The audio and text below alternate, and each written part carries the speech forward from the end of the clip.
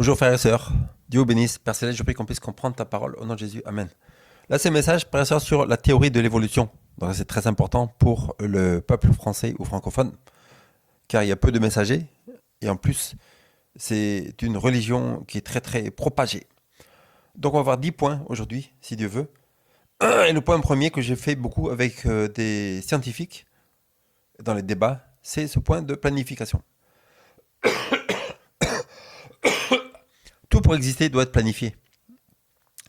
Un t-shirt, une télévision, un téléphone, un ordinateur doit être planifié. Il faut savoir la couleur, la taille, la fonction, le système, la raison de pourquoi on fait ça.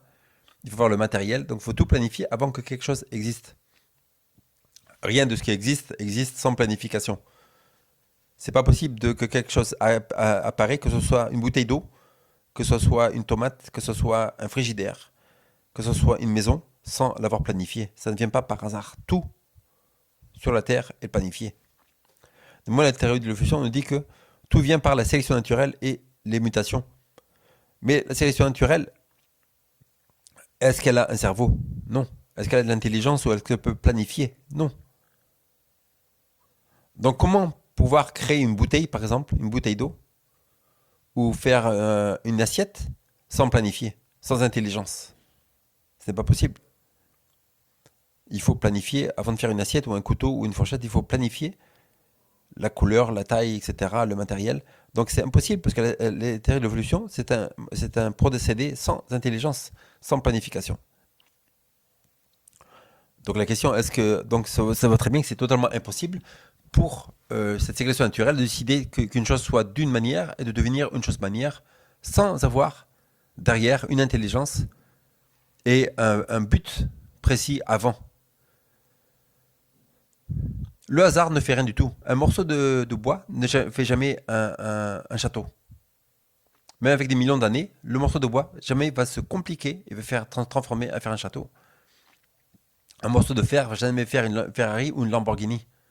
Ça restera toujours un morceau de fer. Ça ne se complique pas. Ça ne devient pas plus intelligent avec des transformations. Ça reste dans l'espèce. Donc il y a l'adaptation. L'adaptation, ce n'est pas création. C'est là le problème.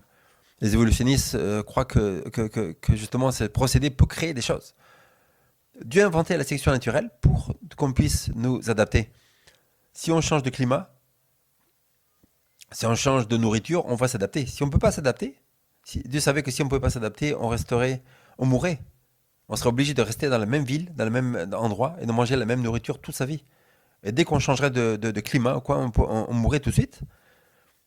Donc Dieu a dû créer ce procédé d'adaptation, de sélection naturelle, pour qu'on puisse s'adapter au climat. Parce que Dieu a su, par exemple, avant le déluge, il y avait un certain climat sur la Terre, et après le déluge, maintenant il y a beaucoup d'excès de froid, excès de chaud. Donc il a fait ce procédé d'adaptation. Les animaux qui migrent, ils doivent s'adapter, tout ça. Donc Dieu a fait ce procédé, sélection naturelle, d'adaptation, mais l'évolution nous dit que cette adaptation devient évolution, qu'elle peut créer des choses. Et ça, c'est pas possible. Parce qu'il faut avoir intelligence, qu'on vient de voir. La chance, le hasard, ne peut rien faire du tout. Elle ne peut pas créer des choses. Parce que pour créer, il faut planifier la hauteur d'une bouteille, par exemple. Le contenu, la couleur. On ne peut pas faire ça sans planifier. Ça, c'est un argument, frère et sœurs, que j'ai fait à centaines de personnes. Pas une personne a pu répondre à cet argument. C'est pas possible. Néanmoins, toute la théorie de l'évolution est basée sur ce procédé qui est l'agent de l'évolution. Et cet agent, s'il n'a pas de cerveau, s'il n'a pas de planification, il ne peut rien créer du tout. Et c'est impossible qu'il transforme une chose en une autre chose qui n'est pas la chose primaire.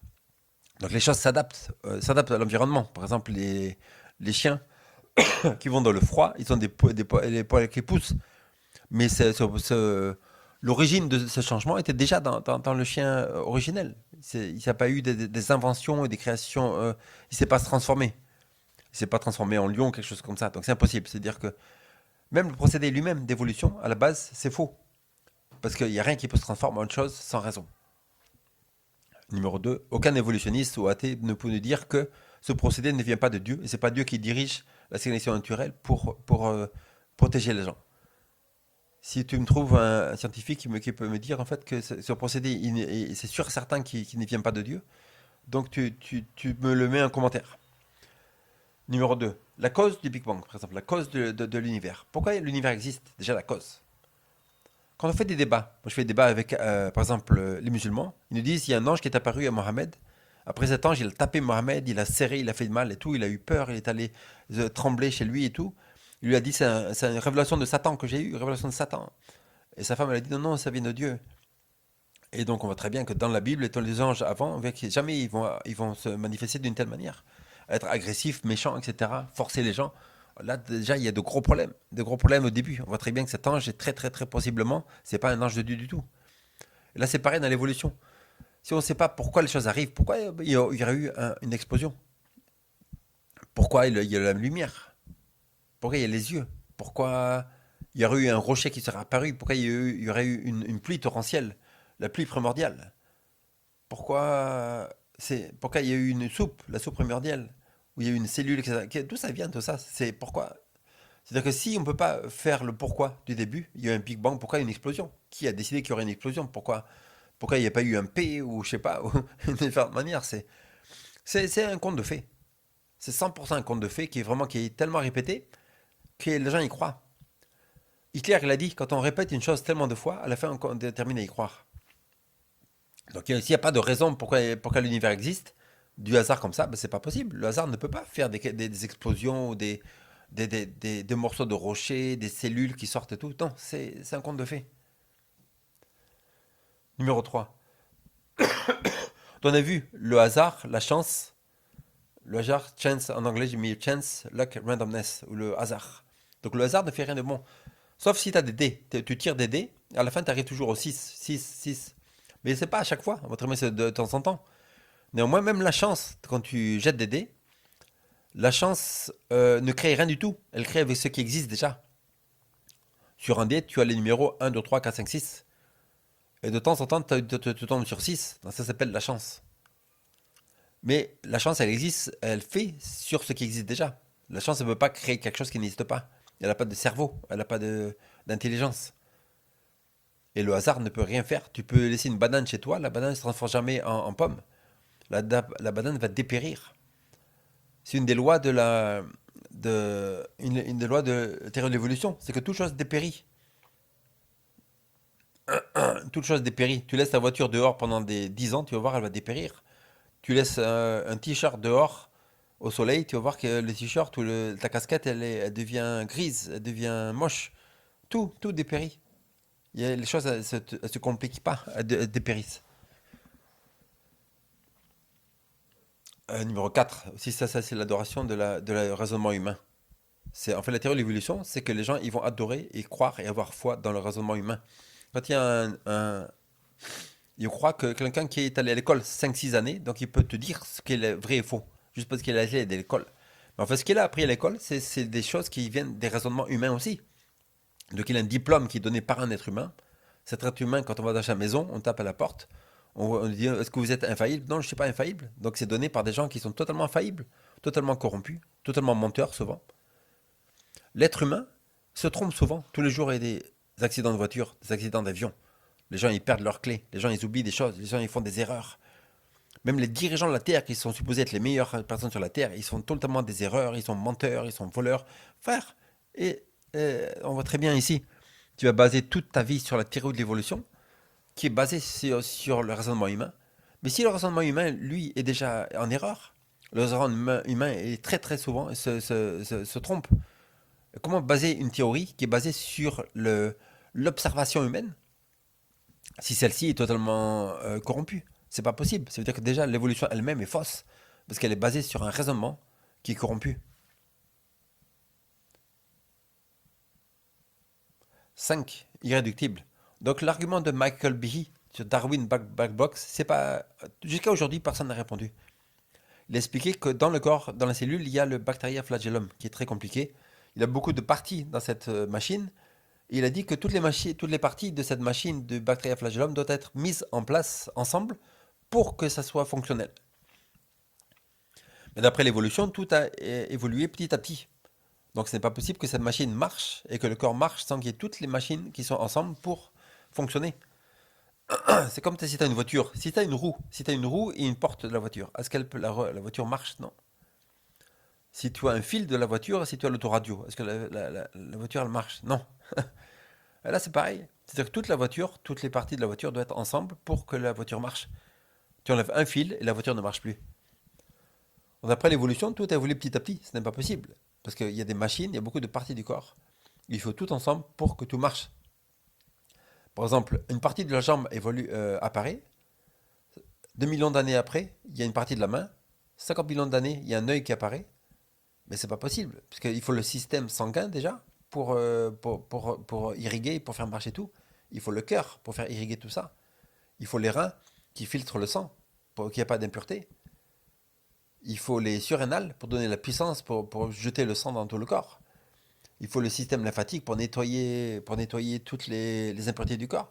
Donc c'est n'importe quoi, vraiment. Il faut quand il y a une machine, toutes les parties de la machine doivent être ensemble pour que la machine marche. Donc, l'être humain, ou tout ce qui est sur la Terre, ou les animaux, ou même l'univers, ou la Terre, elle doit avoir toutes ces parties ensemble. Sinon, c'est pas possible. Ce raisonnement s'appelle la complexité irréductible, où toutes les parties doivent être ensemble, sinon ça marche pas. Et l'évolution nous dit non, ça a évolué petit à petit, ce qui est totalement impossible. 6, on voit que tout a été préparé pour l'homme. Par exemple, l'homme a besoin de soleil pour vivre. Sans soleil, il n'y a pas de vie. Et l'homme a le soleil. L'homme a besoin d'oxygène. Il y a exactement l'oxygène dont l'homme a besoin. Quand on dort, on a besoin de paupières. Sans les paupières, l'homme ne pourrait pas vivre. Et donc, il y a des paupières pour l'être humain. L'homme a besoin de vitamines, minéraux, aminoacides. Et il y a déjà tout ça dans la nourriture, partout où on voit. Donc, comment c'est possible? L'homme aussi a un système digestif pour digérer tout ça. Et qui envoie dans toutes les parties du corps, dans les cellules. Non, c'est des systèmes tellement impressionnants et compliqués que c'est pas possible que ce soit évolué. Ça voit très bien qu'il y a un esprit intelligent qui a préparé tout ça à l'avance pour les besoins de l'homme. On voit très bien qu'il y a l'amour aussi, l'amour des animaux, l'amour des mamans, etc. La compassion, toutes ces choses-là ne viennent pas par hasard. C'est très bien que c'est une expression d'un esprit plus grand et plus intelligent. 7. Les athées qui évitent les évidences de la création. On était au Texas, il y a une rivière qui s'appelle Poloxy.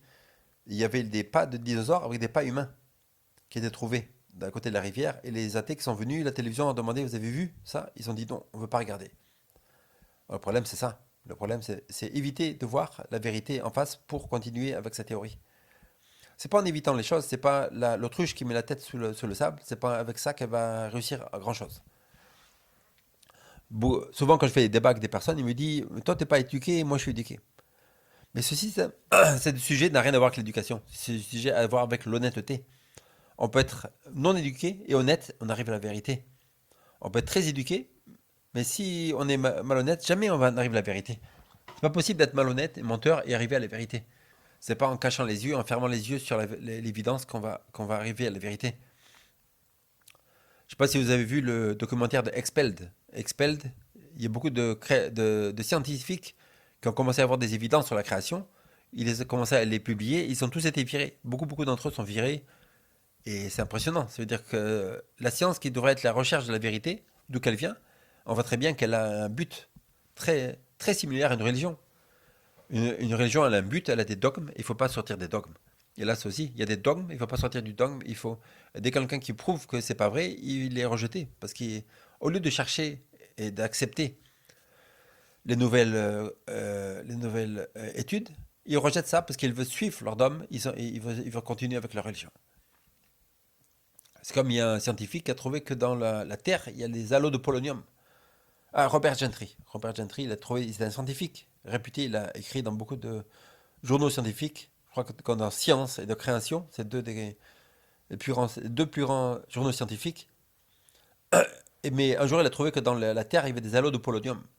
Et que ceux-ci n'ont pas pu venir par que la Terre ait des millions d'années. Que ces halos de polonium, ils ont dû se refroidir très rapidement pour qu'ils soient présents dans les roches de toute la Terre. Ces halos de polonium. Et si la Terre aurait refroidi pendant des millions d'années, aurait été créée pendant des millions d'années, donc elle ne serait plus dans les rochers. Et par contre, partout sur la Terre, dans tous les continents, on voit des halos de polonium, ce qui prouve que la Terre est arrivée rapidement. Et Dieu a créé la Terre en une journée, pour que ces poloniums existent dans la Terre. Et donc, lui a été viré aussi. Donc, on voit très bien, frères et sœurs, que c'est pas... L'évolution n'est pas une recherche de la vérité. C'est un dogme est une religion. On y croit par la foi du scientifique, parce que personne n'a jamais vu ni le Big Bang, ni des choses qui se transforment, donc il le croit par la foi. Numéro 8, les prophéties de la Bible. Donc, bon, Jean dit, vous avez la foi aveugle, blind faith. Non, c'est pas foi aveugle. Pourquoi on croit en la Bible? Parce qu'à cause des prophéties. Dans l'Ancien Testament, Dieu il dit, je suis Dieu et je vous dis les choses avant qu'elles arrivent, ainsi que vous sachiez que je suis le Créateur. Donc comme il y a beaucoup de prophéties dans la Bible, on sait très bien que l'être humain ne peut pas dire ce qu'il y aura dans 50 ans, 100 ans ou 1000 ans. Personne. Il n'y a pas un être humain sur Terre qui peut te dire ce qui arrivera exactement dans 1000 ans. Et quand on lit la Bible, les gens qui prennent le temps, c'est le problème, c'est que les gens ne prennent pas le temps. Quand on prend le temps vraiment de voir les prophéties, de comparer, on voit, c'est pas possible. C'est-à-dire ce qui est écrit dedans, c'est décrit des choses qui sont des milliers d'années à l'avance. C'est impressionnant. Et la seule conclusion à arriver, c'est que seulement un être divin a pu écrire ce livre. Quand on lit les prophéties de la Bible, ce sont la preuve que Dieu existe. Daniel chapitre 2, écrit 650 ans avant Jésus-Christ, et il y a écrit dedans, ça décrit les 4 royaumes de la terre, puis une division de Rome, et puis les nations d'Europe. 650 ans avant Jésus-Christ, il y aura Babylone, Mède-Perse, Grèce, Rome. Après Rome, il y aura une division, et après il y aura des nations d'Europe. Même écrit, à la fin des temps, ils essaieront de s'unir en un pays, ils n'y arriveront jamais. On voit, l'Europe ne sera jamais un pays et une langue. Parce qu'il y a écrit qu'ils s'allieront par les alliances humaines, il y a écrit dans Daniel chapitre 2, mais jamais ils seront un. Jamais ils seront un pays avec une langue. La prophétie de Daniel, Apocalypse 9 sur l'Empire ottoman, écrit 2000 ans et 2000 ans, il y a écrit le 11 août 1840, l'Empire ottoman va tomber. C'est exactement ce qui s'est passé. Au jour même, 2000 ans avant, ça, aucun homme ne peut le faire. La Bible nous dit que l'Égypte ne sera plus un petit pays. C'était le plus grand des royaumes à l'époque. Et la Bible nous dit que l'Égypte sera un petit pays, comme on voit aujourd'hui. Alors qu'à l'époque, c'était le plus grand royaume à l'époque de Pharaon. Il y a écrit dans la Bible aussi que Babylone sera un repère de chacal. On voit aujourd'hui, c'est un désert. Il n'y a rien du tout. Comment c'est possible que toutes ces prophéties arrivent des centaines et des milliers d'années à l'avance, écrites dans la Bible? Dans l'Apocalypse chapitre 11, il est écrit que la Révolution française durera 3 ans et demi. Mais c'était écrit il y a 2000 ans, à l'époque de Jean, à l'époque qui était dans tous ces... Jean et Daniel. Daniel était écrit 650 ans avant Jésus-Christ, à l'époque de Babylone. Et Apocalypse a été écrit en 90, quelques années après la mort de Jésus, 70 ans, quelque chose. C'est 2000 ans avant, il est écrit qu'il y aura une révolution française et qu'elle durera 3 ans et demi dans Apocalypse 11. Il y a écrit qu'ils vont détruire la Bible, qu'ils vont brûler la Bible. Il y a écrit aussi ce qu'ils ont fait à Notre-Dame. Il y a écrit que Sodome et Égypte, là aussi où le Seigneur a été crucifié, ça veut dire que les chrétiens ont été tués, détruits, l'Inquisition. Mais comment c'est possible que tout ça soit écrit tellement à l'avance, en détail? La Bible nous dit aussi la durée de l'Église catholique. Ça nous dit 1260 ans. On le trouve ça dans Daniel 7, Daniel 12, Apocalypse 12, Apocalypse 11, Apocalypse 13, cette période de 1260 ans. Berthier donne... L'Église catholique commence en 538 par Justinien, donne le pouvoir au pape, et 1260 ans après, 1598, Berthier prend le pape captif, et c'est la fin des 1960 ans de persécution papale. Tout ça décrit il y a 2000 ans, ça c'est incroyable. Frères et sœurs, il y a beaucoup d'autres prophéties ainsi. Et là, vraiment, la preuve irréfutable comme quoi la Bible et la parole de Dieu, c'est les prophéties bibliques. On voit très bien que seulement un être divin a pu écrire ce livre. 9. Dieu ne peut pas apparaître. Pourquoi Dieu ne peut pas apparaître sous voir aux êtres humains? Déjà, ça ne servirait à rien. Si Dieu apparaît à l'Élysée ou à la Maison Blanche, il dit voici, je suis Dieu, on voit la télévision, tout le monde le voit. Est-ce que ça veut dire que les gens vont aimer Dieu? Non, ça ne veut pas dire ça. Quelqu'un qui est mauvais ne veut pas aimer Dieu. Et même s'il le voit, ça ne veut pas dire qu'il va croire en lui et le suivre non plus. Donc ça ne servira à rien du tout. Numéro 2 demande qu'on ait de la foi, développer de la foi. Et un athée ne peut pas croire. Pourquoi c'est difficile de croire? Pourquoi? Parce que le foie est un muscle. Si on n'exerce pas nos muscles et on reste assis pendant des années, on ne peut pas développer la force de marcher. Si on met sa foi dans un tiroir, on ferme, la foi va devenir de plus en plus faible. Et c'est pas étonnant qu'à la fin on croit plus. On croit pas parce que la foi est trop faible pour croire, parce qu'on n'a pas développé cette pratique de lire la Bible tous les jours. Parce que la foi vient de lire la Bible et de prier. Et si on fait pas ça, si on n'écoute pas, si on lit pas la Bible, donc la foi ne peut pas être assez forte pour croire.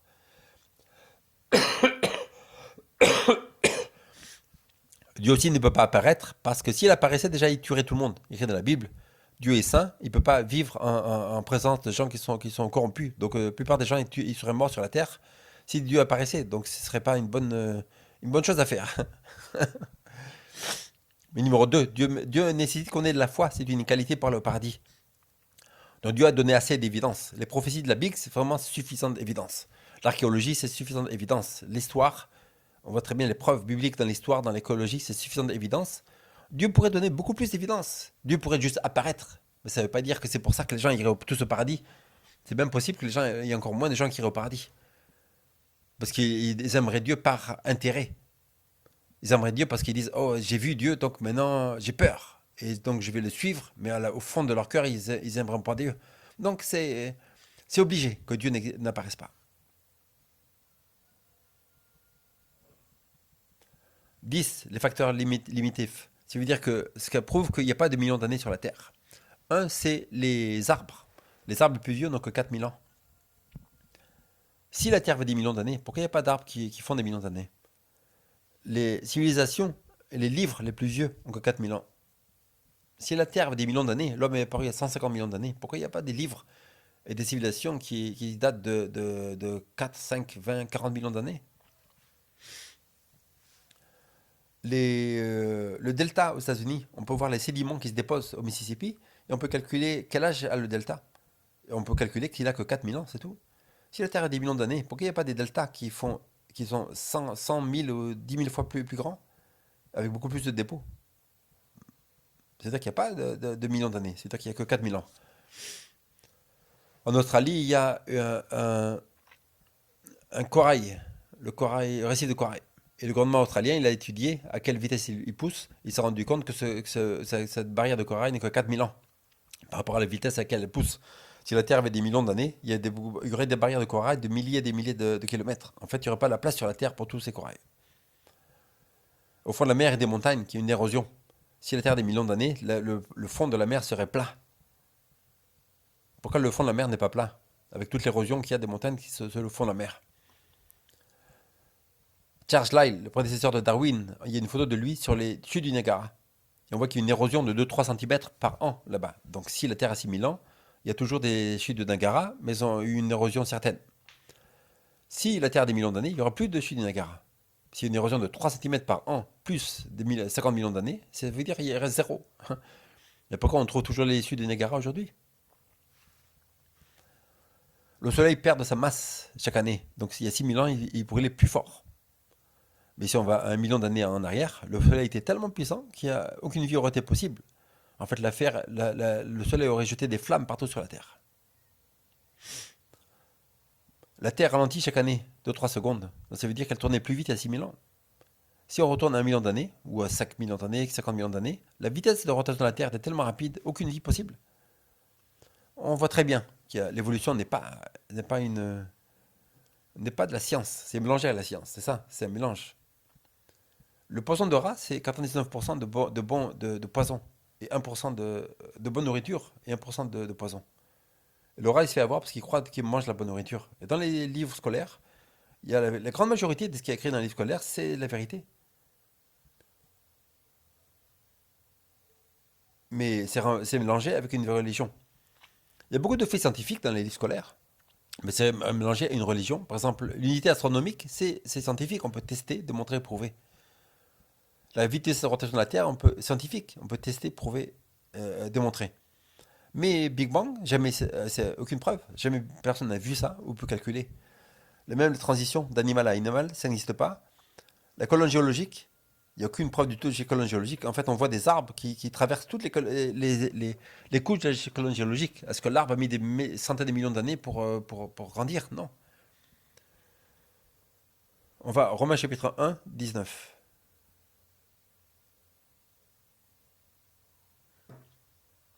Romains chapitre 1, verset 19. J'ai la Bible en anglais.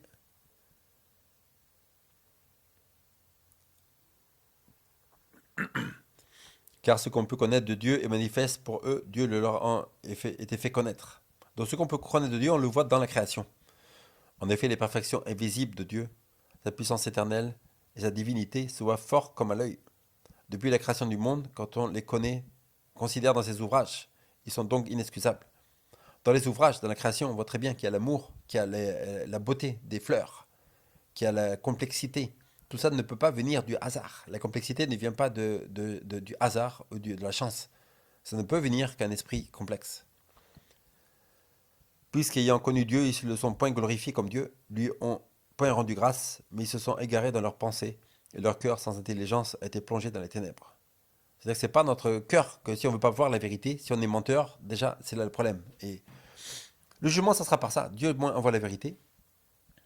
Et si on veut pas, si on est malhonnête, on refuse la vérité, donc on sera jugé par Dieu. C'est ça, parce que Dieu nécessite des gens honnêtes pour aller au paradis. C'est-à-dire la malhonnêteté, déjà, ça ne sert à rien. Jamais on a avancé dans la vie en étant malhonnête. Et encore moins en cherchant la vérité, parce que c'est impossible de trouver la vérité si on est malhonnête.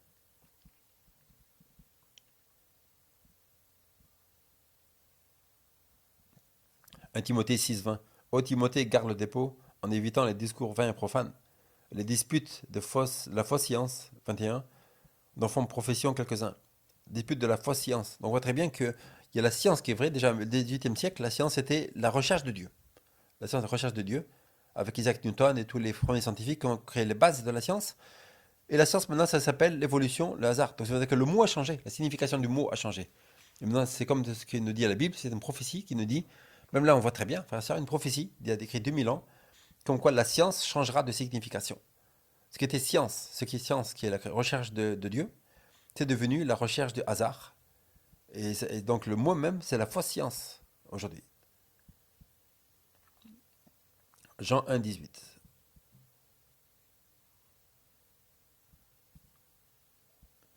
Personne n'a jamais vu Dieu. Le Fils unique qui est dans le sein du Père, c'est celui qui l'a fait connaître. Donc Dieu est invisible, il ne peut pas apparaître. Qu'on a bien voir, s'il apparaîtrait, ça servirait à rien du tout. Il y a assez d'évidence pour croire. Luc 18, 8, je vous le dis, il leur fera promptement justice. Mais quand le Fils de l'homme viendra, trouvera-t-il la foi sur la terre? Donc la foi, c'est quelque chose de nécessaire pour... En fait, c'est par ça qu'on peut aller au paradis, de croire. Et Dieu nous décide, parce que Dieu teste les gens. C'est comme ça, frère. Les personnes qui m'écoutent là, c'est que Dieu, c'est par cette foi, c'est par le fait qu'il n'apparaît pas, qu'il va tester les gens. Et c'est comme ça qu'il teste ceux qui peuvent aller au paradis ou pas. Parce que pour savoir que quelqu'un est honnête, il ne faut pas montrer toute l'évidence. Et qu'une personne avec peu d'évidence va croire. Avec peu d'évidence, suffisamment d'évidence, une personne va croire qui est honnête. Une personne qui est malhonnête, si elle ne veut pas croire, quoi qu'on leur montre, elle ne veut pas croire. Et c'est comme ça, c'est le test de Dieu. Hein. On croit que c'est nous qui vont tester Dieu, qui cherchons Dieu, mais c'est lui qui est en train de nous tester. Et ce test de la foi, tout le monde a foi. Les gens, si on n'a pas foi en Dieu, on a foi dans le professeur, on a foi dans son diplôme. On utilise la foi tous les jours. On rentre dans un avion, on a foi que la personne il sait manipuler l'avion. On rentre dans un bus, pareil. On commence à travailler dans une entreprise, on a la foi qu'ils vont gagner de l'argent, qu'ils vont continuer à avancer. Tout est foi. Et là, c'est la foi aussi. C'est le test de la foi.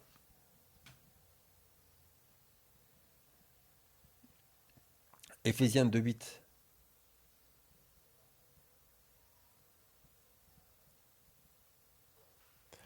C'est par la grâce que vous êtes sauvés, par le moyen de la foi. Cela ne vient pas de vous, c'est le don de Dieu. C'est par la foi qu'on est sauvé. Parce que quand on voit les évidences, quand on prend son temps à lire la Bible, à voir qu'il y a des prophéties, on voit très bien que ce livre ne vient pas des hommes, il ne peut venir que de Dieu. Et donc on croit